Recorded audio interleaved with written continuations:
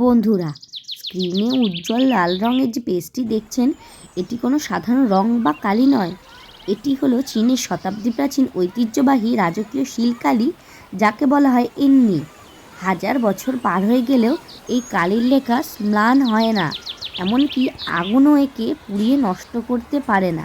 কিন্তু কিভাবে তৈরি হয় এই অমূল্য কালি, চলুন আজের গোপন রহস্য জানা যাক। এই জাদুকরী কালি তৈরির প্রথম এবং প্রধান উপাদান হলো সিনাবার নামক একটি প্রাকৃতিক খনিজ পাথর। এই পাথরটিকে প্রথমে ভেঙে ছোট টুকরো করা হয়। এরপর শুরু করা হয় সবচেয়ে ধৈর্যের কাজ। একটি পাথরের পাত্রে এই গুঁড়োকে অত্যন্ত ধীর গতিতে ঘন্টার পর ঘন্টা ধরে পিষে একেবারে মিহি পাউডার তৈরি করা হয়। এই নিখুঁত গ্রাইন্ডিংয়ের ওপরেই নির্ভর করে কালির উজ্জ্বলতা হয়।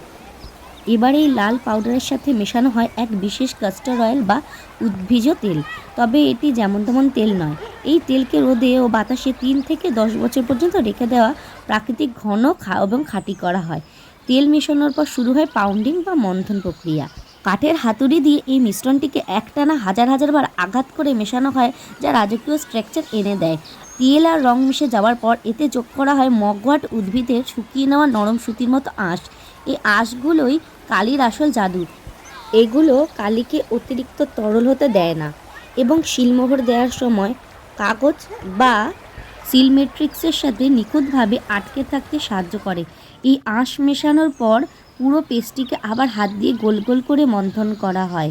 এই দীর্ঘ ও কাঠের পরিশ্রমের পরেই তৈরি হয় খাঁটি সিল কালি, যা দিয়ে ফুটিয়ে তোলা হয় ক্যালিগ্রাফি বা চমৎকারী পদ্মফুলের মতো ট্র্যাডিশনাল চাইনিজ পেইন্টিং। এই কালির স্থায়িত্ব এবং ঐতিহ্য সত্যি অবিশ্বাস্য।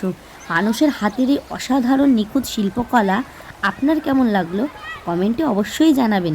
ভিডিও ভালো লাগলে লাইক এবং সাবস্ক্রাইব করতে ভুলবেন না। ধন্যবাদ।